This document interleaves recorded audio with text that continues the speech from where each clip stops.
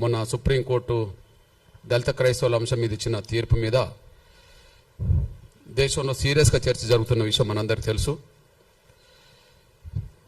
దాని మీద ఎంఆర్పిఎస్ అభిప్రాయాన్ని నిర్దిష్టంగా చెప్పడం కోసం కొంత టైం తీసుకొని కొన్ని విషయాలు అధ్యయనం చేసినాకనే సమాజం ముందుకు రావాలి.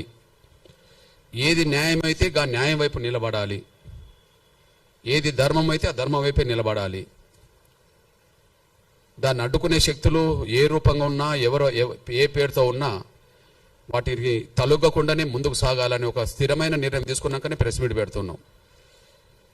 దీనికి అత్యంత ప్రాధాన్యత ఇస్తారని చెప్పి నేను ఆశిస్తున్నా. మీ సహకారం కోరుతున్నా. నేను ప్లీజ్ కొంత టైం తీసుకున్నా తర్వాత మీరు బిట్స్గా కూడా దాన్ని ఉపయోగించుకోవడానికి మీకు అవకాశం ఉన్నది. కాబట్టి ప్రతి మాటకు దాన్ని కొంత విశ్లేషణ చేస్తున్నప్పుడు కొన్ని ఆధారాలు మీ ముందు పెడతాను.